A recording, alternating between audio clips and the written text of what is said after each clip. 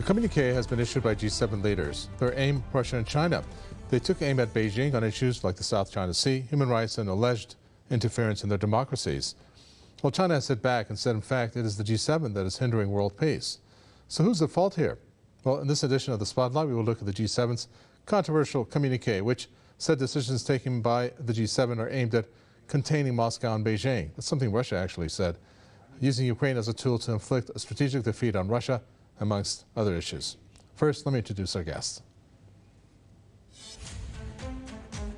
Szamuely, Senior Research Fellow at the Global Policy Institute. We also have Esha Krishnaswamy, who's a podcaster and journalist, joining us from St. Petersburg. Welcome to you both. I'll start with you, Szamuely. Let's look at what the Russian foreign minister has said about this G7 communique. Decisions taken by the group are aimed at the double containment of Russia and China. What does he mean exactly by a double containment? Well, it's that this very narrow grouping of countries, they are all members of NATO, with the exception of Japan, and Japan is a very close military ally of the United States, obviously. So this very narrow group of countries arrogates to itself the right to rule over the world, to create what it calls the rules-based international order. And who does this group regard as the chief adversaries of this imposed world order? Well, Russia and China. And it is quite clear from the very lengthy communique that they issued that they are targeting Russia, obviously, most strongly, but China also. And the communique speaks extensively about China, and it shows that this very small group of countries regards Russia and China as its chief adversaries.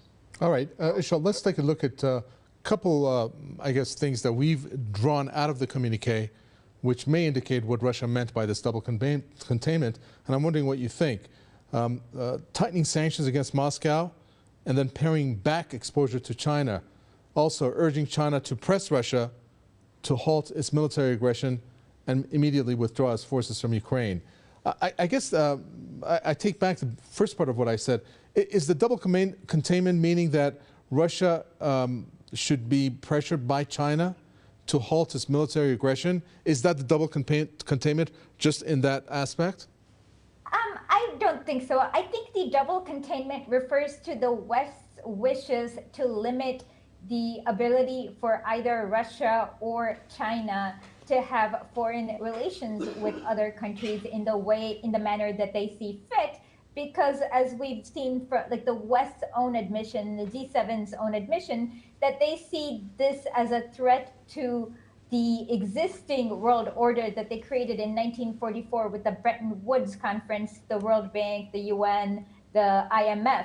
So I think that is what they're referring to. But within this, they see Russia as a threat for various reasons. The first one is because Russia does not really roll over. For example, in 2008, when there was the crisis in Ossetia, they sent their troops. And now, and again in 2013 for Syria and here in Ukraine. So Russia really prevents the G7 countries from exerting their desires on other countries. China, with the Belt and Road Initiative and their economic relations in Africa and Latin America, where they're building much needed infrastructure, is again a threat to the existing way the West does business, which is mostly use Africa and Latin America as a raw materials resource from which they suck resources and purposely impoverish the population. So that is what I think Lavrov is referring to as double containment. Okay. Let's take a look at why Russia is offended, to say the least. Of course, they get offended every day by the U.S. and the G7 as a whole. But Szamuely, taking a look at what Lavrov has said, first of all, it's one thing for the G7, I guess, to use Ukraine as a tool to inflict, I guess, a strategic defeat on Russia. That's one thing. But Lavrov is saying that they openly not only want to defeat Russia on the battlefield, but to eliminate it as a geopolitical competitor. I mean, that sounds like eliminating Russia in a sense, doesn't it? Oh, no question. When the Russian leaders, particularly President Putin, talk about this existential threat to Russia, they have in mind not just the military defeat of Russia in Ukraine, but the destruction of the Russian government and the destruction of the Russian Federation. I mean, it's the West is going all in. It's trying to essentially finish off the job that it started in 1991 with the dissolution of the Soviet Union. But the West somehow was quite happy with Yeltsin and allowed the Russian Federation to survive more or less intact. This time, the West is playing for keeps, and they want to see the Russian Federation gone. So the stakes are very high for Russia, and I think Lavrov's statement, and he's made many statements like that, indicate that, you know, ultimately Russia cannot afford to lose this, because if they lose this war, they lose their whole state.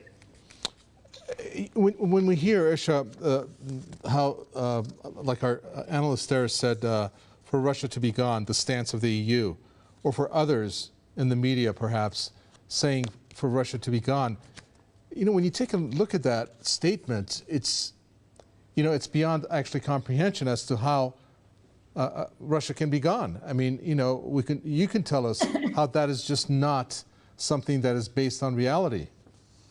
It is not based on reality because Russia has one of the fiercest militaries in the world, and they have one of the most advanced weapons, and the military and the weapon system works very well, so it is unlikely to happen. But that does not change the fact that the West definitely has plans for this. Earlier this year in January, inside the EU headquarters, they had a meeting about the Federation after Russia, where they were planning some kind of Yugoslavia-like Balkanization project. And in the 1990s, they kind of tried a little bit of that with the Chechenian War. So that is definitely in the plans of, and of course, it is very highly unlikely that they will realize this plan, but that does not change the threat to the Russian Federation by the West. And again, in Ukraine, we've had the defense minister say that he wants to target ethnic Russians. And for the past 8 years in the Donbas region, they have been doing that, targeting and endangering ethnic Russians. So there is both a danger for people who speak the Russian language and who identify ethnically as Russian, and also the state itself, if they do not fight back against the aggression posed by the West. All right, George Szamuely, instigating instability, human rights violations, interfering in democracies. So who do you think is making that statement? Russia and China against the G7, or G7 against Russia and China? Because if you use the, if you think of the G7, aren't they guilty, the respective countries, particularly the US and the UK, of committing the same violations as they have indicated against China in this case? Well, of course, they've been doing this for decades. The United States has been interfering in elections throughout the world, and it's done worse things. I mean, it's organized assassinations, organized coups, instigated military insurgencies in countries all over the world. But because the Western powers assume that they are on the side of good, they're on the side of the angels, therefore it's obviously a good thing when there is a coup somewhere and the bad guys are removed and the United States was behind it. That's not interference, that's just God's will working on earth. So that's how the West sees it. Now, of course, when any other country seems to be interfering in other countries' affairs, and of course, they don't, they do it about 1/100th of the amount that the Western powers do it, then there is absolute indignation. And we remember the hysteria of Russiagate, which went on for 3 years, in which media personalities and politicians were tearing their hair out, screaming that this is the worst thing since 9/11, the Pearl Harbor, and the Kennedy assassination, Russian interference in the American election. So, yeah, I mean, every time the G7 says these things, I mean, you really have to just take a cool drink. Well, they're the leading countries, as they claim to be, of the world. Well, Esha, another thing that they have voiced, and this is against China, is the militarization in the Asia-Pacific region. And we're not trying to rip apart this communique, but we're trying to understand where they're coming from. So when they talk about China's militarization and how that they think peace and stability should prevail, especially when it comes to the Taiwan Strait, isn't the U.S. the one, however, that's selling military equipment to countries like Taiwan? And correct me if I'm wrong, but wasn't Japan, for the first time, to have unveiled a record budget, I guess, for its defense, 20% rise in military sales, of which obviously guess who provides the military equipment to Japan? So who's at fault here? I would have to say definitely the U.S. First of all, we have to understand how Taiwan got created. It was Chiang Kai-shek's army that basically, when the People's Liberation Army chased them, they fled to Taiwan, and the PLA did not really have a navy, and the U.S. Navy blockaded the region. So that's kind of how Taiwan exists. And both Taiwan and China recognize the one China policy. They just differ on when and how the reunification is going to happen. So that's the first thing. And the second thing is, if we look at a map, it's in the South China Sea, and China has every right to defend its ports in the South China Sea. And I have no idea what the U.S. is doing all the way across the Pacific Ocean. And on top of it, the U.S. is also saber-rattling and trying to move the microchip industry out of Taiwan. And they are also militarizing Taiwan, and they were also involved in the Color Revolution involving the DPP party, because the KMT became too soft for them, who they wanted to do reunification and start negotiating the Tente with China. So I would say it's definitely U.S. is at fault, and China has been doing some sea drills with Russia in the Pacific. But that is a response to the U.S. Navy floats that are humongous, and they're in Samoa, they're in Marshall Islands. So I would definitely, just looking at a map and counting the distance between China and the South China Sea versus the U.S. shows you who's at fault here. All right, and I'm going to have to also get your take on this, George Szamuely, because this is pretty important. Because last time we checked, the U.S. is provoking China in many different ways. There's been plenty of, I should say, alarm bells going off that there's a coming war with China. Not to mention the fact that we're looking at how North Korea, in a sense, is reacting the way it is towards the joint military exercises that the U.S. has held time and again with South Korea and also with Japan. Perhaps they're not looking for a solution there, because that will keep there at least a reason to give the U.S. Justification for its presence there. So this all leads to instability. Isn't that something that the G7 countries take a note of when they're issuing this in their communique? Well, they should take a note of it, but of course they don't. I mean, because for them, China is just an aggressor state. You know, they're inexplicably doing these terrible things because they're a terrible country, a terrible regime. But of course, you're absolutely right. And what the United States is doing in Taiwan, and they say it explicitly, is pursuing what they call a porcupine strategy. In other words, they keep pouring arms into Taiwan and making it quite a strong, effective military power, so that should there arise a problem, but for instance, for China, they've already said the red line for them is if Taiwan declares independence. In other words, if Taiwan declares independence, they would have to resort to military action. They don't want to do it, but that's the red line. Well, if they pursue this, Americans help pursue this porcupine strategy, then that military action is going to become very, very difficult. And so what the Americans are doing in Taiwan is similar to what they were doing in Ukraine. I mean, they're building it up, building it up, building it up, until the point when Russia was just really was back against the wall and say, well, we can't allow this. We can't allow this armed aircraft carrier on our borders, absolutely rabidly hostile to us with its guns pointing at us. We need to take action. And that could well happen in Taiwan. I mean, the more it gets built up as a formidable military power, the more the Chinese are going to decide we have to do something now before it's too late. All right, so we have about, I think, 17 minutes that we've torn apart the G7 in some sense.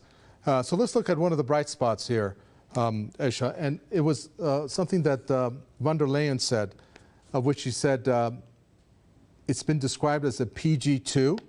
It's an initiative of $600 billion, which sounds like a great amount of money for what she has referred to as top quality infrastructure, where Europe is proud to contribute half of it. I mean, this sounds great, right? But I'm wondering where the $300 billion is going to come from, while at the same time you have Europeans that are suffering so much from a cost of living crisis that they're out on the streets at least on a weekly basis. That kind of goes against their own economies, how people are suffering there. Why wouldn't she want to invest that kind of money in the countries of the EU? Well, because because we've already determined the EU is a currency union that is based on austerity, and it is a way to enact austerity, privatization, on all the things that purposely impoverish the people. Today, I just read a report that at least 30% of France is now food insecure. And this is the first time in a long time where this has happened. And so, of course, the entire purpose of the EU is to take away monetary sovereignty from the countries and their ability to develop programs for their own citizens and to force them into the Eurozone where they're forced into austerity, like what happened with Greece and what is soon to happen with Italy and Spain. So yeah, it just goes counter to the design of the EU to actually use it to improve the lives of their own citizens. And as for the infrastructure project, I am very skeptical of what kind of infrastructure they plan on using and what their plans are, because it seems like they haven't been able to do the infrastructure like China or Iran. It just remains to be seen if they are modern and competitive in the 21st century. Okay, let's move on to the whole issue that they have stressed on, and that is no Chinese decoupling. George Szamuely, based on the communique, it said to coordinate our approach to economic resilience and economic security that is based on diversifying, deepening partnerships, and de-risking, not decoupling. So if they don't want to decouple from China, then why are they pushing to decouple from China? Yes, that's exactly right. This is the line that they've been taking. You know, they borrowed it from what they've been saying on Russia. So, well, we've got to eliminate our dependence on Russia. Now, they still keep buying stuff from Russia. They keep, you know, they still buy oil, they still buy gas, they still buy food, everything else from Russia, you know, precious metals, diamonds, gold, everything. They're still buying it. But they say, well, we are going to cut back on it. We're going to slowly but surely, we're going to get less and less and less and less. So that's what they're now the line they're trying to do on China as well. Well, we're going to cut back on everything, that all our dependence on China. And, you know, and we say, look, I mean, it's perfectly reasonable that powers should eliminate their economic dependence on anyone. I mean, you should be self-sufficient to the best of your abilities. But that's not really what's going on here, because, of course, when you look at the EU is becoming a wholly owned subsidiary of the United States. So you may be decoupling from China, but you are not decoupling from the United States. So you basically Europe will become wholly dependent on energy imports from the United States, like, you know, the liquefied natural gas. And, you know, their economies are going to be shipped from the EU, where it's much too expensive, to the United States. And that will be that. That will be that as far as Europe being any kind of an economic power. So, you know, all the talk about, oh, decoupling from China, yeah, but you're in a much worse position than you were before. You are now wholly dependent on the United States. Indeed. So my final question goes to you, Esha. We have also the G7 that has issued a very strong condemnation on China when it comes to economic threat posed by China. I'm not too sure how that really pans out in their thoughts, but they said that they need to untangle sensitive supply chains from Chinese influence. Now, there's 2 points here that I can bring up as examples. When it says that China should be out of the equation when it comes to supply chains, well, wasn't it the U.S. the one that blew up the Nord Stream 2 pipeline that led to a supply chain being disrupted there? And also when it comes to an economic threat, isn't the U.S.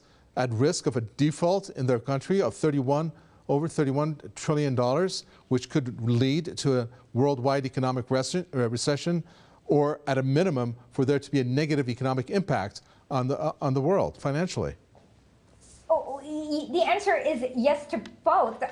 So with the supply chain, it is in the 90s, it was Bill Clinton who decided to deindustrialize the US, and many companies chose China because back then China had a policy that was easy to create manufacturing there. And so it is kind of the West's own doing that China is involved in the supply chain of so many different industries. But China also has about 1.4 billion people, so it is very hard for anybody in the world to decouple from China. As for the supply chain, yes, the US blew up the Nord Stream, and on top of that, they're the ones who are enforcing sanctions upon Syria, Iran, North Korea, Russia, that really have the deleterious effect on the supply chain. For example, I was speaking to a man who worked at the shipyard here in St. Petersburg, and he was telling me how it is hard for them to build ships because certain parts come from Norway and other parts come from Japan, and they just can't get it. So a lot of them have been, so the shipping industry has been really hurt. So yeah, so the West has been doing that. And as for economic coercion, the West has had hundreds of years to build infrastructure in Africa, in Latin America, and in Asia, and they just haven't done it. For example, the UK has had at least 100 years, but China has been able to build the high-speed trains. So it is basically the West crying that China is being able to compete in the marketplace they created. Thank you very much. Unfortunately, we're fresh out of time. Esha Krishnaswamy, their podcaster and journalist from St. Petersburg. Thank you. George Szamuely, a pleasure. Senior Research Fellow, Global Policy Institute, London Metropolitan University from Budapest. With that, we come to an end for this edition of The Spotlight. From Mikava Tawe and the team, it's goodbye.